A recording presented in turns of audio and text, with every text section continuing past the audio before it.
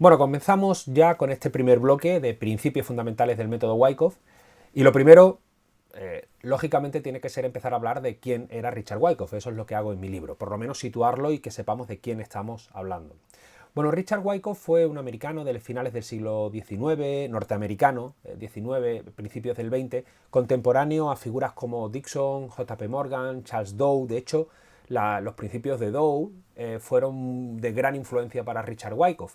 Ya veremos que Wyckoff, aunque profundiza en las ideas del volumen y en algunos otros conceptos, los pilares son los mismos que planteó Dow en sus escritos en el Wall Street Journal, ¿no?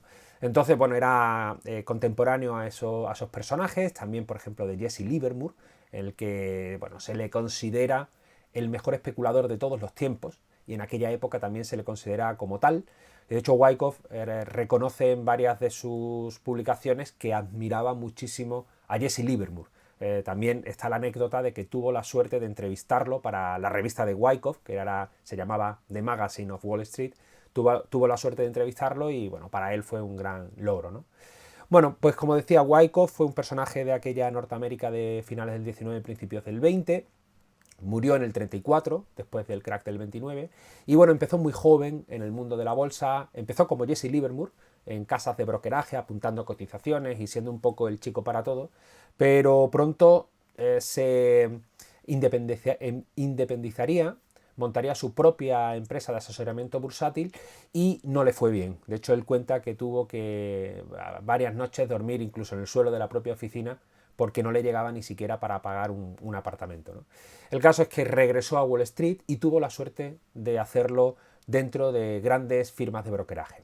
Él además tenía la inquietud intelectual de averiguar y de conocer de primera mano cómo funcionaba realmente el mercado financiero, cómo se gestaban los movimientos de los precios. Entonces, trabajar en grandes casas de brokeraje, donde era ahí donde se perpetraban esas maniobras de manipulación profesional, para él era un gran valor que le hacía que tuviese muchísimo interés en trabajar en casas de brokeraje. Incluso llegó a desechar trabajos donde ganaba más simplemente por poder estar ahí, de la mano de los grandes especuladores. De hecho, una de las casas de brokeraje donde estuvo la regentaban los hermanos Wasserman y se decía que era una tapadera del mismísimo J.P. Morgan, en el que la utilizaba para realizar sus maniobras, sus pools de manipulación profesional. Esos pools de manipulación profesional, que pueden sonar un poco raros, eran muy habituales.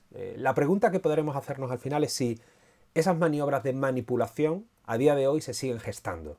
Bueno, la respuesta rápida es que sí, aunque de otra manera, no de una manera tan coordinada como pasaba en aquella Norteamérica de principios del siglo XX, en el que hay que entender primero que había menos activos en los que invertir, menos empresas, y las figuras claves, los grandes manipuladores de la época, los grandes inversores eran menos, de alguna manera como un club más selecto, que aunque no necesariamente tuviesen que estar coordinados entre ellos, sí que había líneas de colaboración que hacían calentar un valor y por lo tanto acumular activos de ese valor para subir al precio de manera artificial.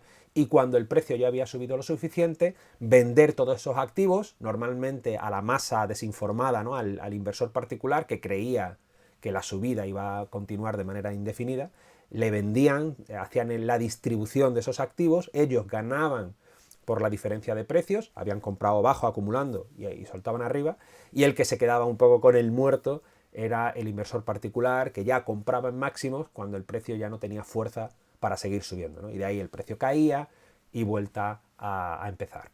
Esos relatos de manipulación profesional son muy interesantes. Charles Dow también en sus escritos relata alguno de ellos, y Wyckoff también, y al principio hablo de este, que de alguna manera ya deja una pincelada de cómo funcionaban estos procesos, ¿no? Dice así el relato, dice, un día cuando el precio de las acciones apenas se estaba moviendo, Eddie le dijo a sus clientes de la oficina, hagamos una pequeña pool en Southern Railway, una empresa de ferrocarriles de la época, y empecemos a moverla un poco. Empezaré comprando un lote de 1000 acciones y vosotros también lo haréis. Fijaros que ya empezaba esa pool. Yo empiezo a comprar, yo empiezo a acumular activos, compro 1000 acciones y vosotros vais a hacer lo mismo. Se absorbieron muy rápido, dice, añadió. Más tarde llamó a sus amigos y les dijo que iba a hacer un movimiento de la compañía, es decir, le está soltando ya el rumor de, ojo, hemos acumulado y esto va a empezar a subir. Cuando todas estas operaciones empezaron a aparecer en la cinta era donde se imprimían las compras y las ventas y los precios de cotización de cada empresa, el precio empezó a subir. Quedó patente que algo se estaba gestando. Era la oportunidad perfecta para que miles de inversores de todo el país se sintiesen tentados de tomar acción en la fiesta. Es decir, cuando ya el precio estaba subiendo por la maniobra de compras que habían hecho Eddie y sus clientes y sus amigos, era cuando realmente ellos empezaron a recoger rápidamente sus beneficios.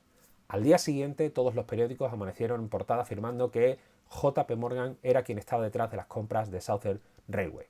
Pequeño relato de la época en el que de alguna manera explica cómo se fijaban en una empresa que aparentemente no tenía movimiento, empezaban a realizar compras, buscaban la alianza de otros clientes o amigos para que hiciesen lo mismo, calentaban el valor. Cuando ya no hay oferta, el precio empieza a subir, y cuando el público en general ve la subida del precio, es cuando se quiere unir a la fiesta, pero ya es un poco tarde. Este es el proceso de acumulación y distribución que luego en vídeos posteriores veremos un poquito más en detalle, y que en el libro evidentemente está explicado. Bueno, como decía, Richard Wyckoff, aparte de inversor y agente financiero, fue un gran divulgador. Él, con todo lo que estaba aprendiendo de los mercados financieros, tenía la inquietud de ayudar en la medida de lo posible a los pequeños inversores. Él relata que cuando él tenía una ventaja, que él podía ver las cuentas de los clientes que lo hacían bien y de los clientes que lo hacían mal. Y de hecho había una gran mayoría de clientes que lo hacían mal y que lo único que hacían era perder hasta la camisa. Entonces, de alguna manera quería alertarles de lo que estaba sucediendo, de cómo se gestaban estos movimientos del precio. Entonces empezó a divulgarlo. Una de las herramientas más famosas que hubo en la época, que la fundó Richard Wyckoff, fue The Magazine of Wall Street. Aquí es donde hizo la entrevista de Jesse Livermore. Pero es que aparte de Magazine of Wall Street, publicó diferentes libros. De todos estos que pongo aquí destaco el de Wall Street Ventures and Adventures Through 40 Years, que no es un libro técnico, no es un libro de entendimiento del mercado, pero es un libro muy bonito porque es una especie de novela muy al estilo de Memorias de un operador de acciones. Ese libro también, recuérdenlo, es muy interesante. Memorias de un operador de acciones, lo edita Deusto, la editorial Deusto en España, y ese libro relata las vivencias de Jesse Livermore, el que hemos dicho que era el mejor especulador de todos los tiempos. Bueno, pues este Wall Street Venture Adventure a mí me recuerda mucho a esa novela de Jesse Livermore. Y bueno, cuenta un poco su vida, sus vivencias, estos procesos de manipulación profesional. Y ya digo, es una novela, no es un libro técnico, pero está descatalogado, pero realmente es interesante, ¿no? Bueno, fundó The Magazine of Wall Street, que era, por cierto, una revista que no le daba beneficios, y lo cuenta además porque más tarde fundó otro magazine, otra publicación periódica que se llamaba The Trend Letter, que esa sí que era de suscripción, y le pudo conseguir que al final esa línea de trabajo le fuese rentable, ¿no? Y lo cuenta, ¿no? Y luego, poco antes de su muerte, en el 31, fundó su propia escuela, donde empezó a divulgar su método de análisis, y lo que nosotros en este taller y en mi libro y en toda la formación intentamos explicar. Y a día de hoy esa escuela todavía sigue viva. Se llama el Wyckoff Stock Market Institute, que bueno, que ya digo, durante todos estos años, él murió en el 34, pues ha tenido diferentes directores, y en la época pues todavía sigue operando, ¿no? Y bueno, este sería el Wyckoff más divulgador. Wyckoff, en su faceta más inversora, aunque bueno, llegó a ser un gran inversor y se convirtió en millonario, sí que tenía un estilo que era, o que es, muy adaptable para un pequeño inversor. Él intentaba buscar movimientos del precio entre 30 y 60 días. Consideraba que había margen suficiente para que se gestasen esos procesos de acumulación y distribución profesional. Las ideas de Wyckoff, aunque él las utilizase en estos periodos de tiempo de un mes, 2 meses, se pueden perfectamente aplicar a operativas intradiarias. De hecho, en el intradía se ven muchísimos procesos de acumulación o distribución, y el volumen es muy expresivo en determinados productos, como ya veremos, ¿no? Pero bueno, luego él además insistía en operar en cantidades pequeñas, y esto es interesante porque de alguna manera le obligaba a ser precavido y no asumir demasiados riesgos. Y luego, como anécdota, él empezó siendo un inversor de valor, un value investor. aunque no perdió del todo esa faceta.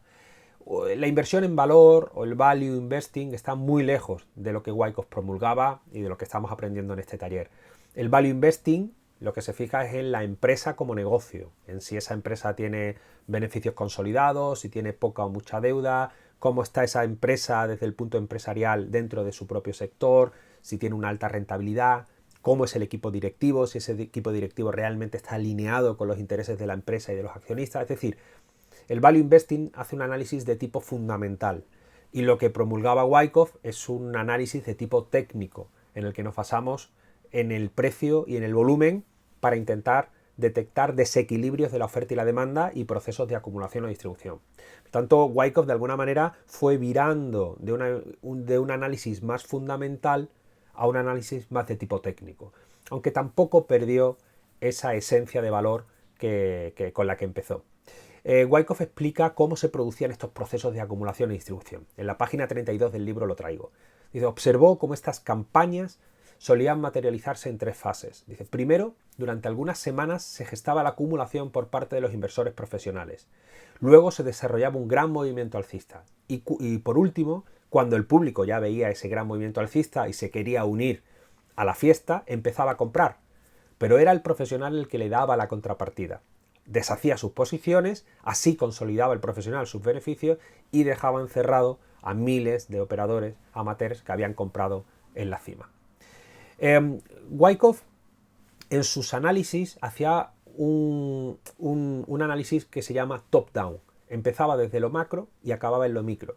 Empezaba intentando analizar el mercado en su conjunto, luego navegaba a los sectores que eran más fuertes y por último intentaba detectar cuáles eran las mejores compañías o las compañías más fuertes dentro de esos sectores. Es decir, intentaba comprar lo mejor de lo mejor de lo mejor.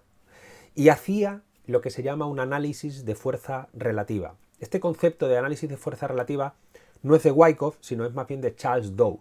Aquí lo que consiste es decir, bueno, vamos a ver, si el mercado está alcista, yo me voy a intentar buscar los sectores más fuertes dentro de ese mercado alcista y dentro de ese sector voy a intentar buscar las empresas más fuertes de todas. Si yo veo que en un mercado alcista fuerte, en un sector fuerte, la empresa que yo estoy analizando está decaída y está cayendo, en ese análisis de fuerza relativa yo lo que determinaré es que mi empresa está relativamente más débil que su sector y que el mercado. Por lo tanto, ese análisis de fuerza relativa en el que yo observo cómo es la evolución de la empresa dentro de su sector y del mercado es la que intentaba hacer Wyckoff, la que intentaba hacer Dow y que hoy en día sigue siendo muy interesante. Observar primero cómo va el mercado en su conjunto para intentar que cuando va el viento a favor o cuando se está produciendo un gran proceso de acumulación en el mercado, buscar qué sectores están en sintonía y luego dentro de esos sectores fuertes o en sintonía dentro de un proceso de acumulación o de reacumulación, como veremos más adelante, intentar buscar las empresas más fuertes. Y luego dentro de ese análisis top-down intentaba buscar una perspectiva triple. Por una parte miraba la tendencia del mercado, primero la gran tendencia del mercado, luego una intermedia y luego otra más a corto plazo, para de ahí ver si se estaban gestando los procesos de acumulación y distribución, pero luego intentaba hacer lo propio con la industria y desde el punto de vista empresarial. Pero desde el punto de vista empresarial también quería ver la tendencia de las cuentas, ver cómo era ese equipo gestor, la tendencia de ese equipo gestor, de cómo iba actuando y cuáles eran las decisiones que tomaba, cómo era la tendencia de las ventas y el reparto de dividendo, y luego también la tendencia de esa empresa dentro del sector. O sea, es decir, la posición de liderazgo o de cuota de mercado que tenía esa empresa dentro de la industria.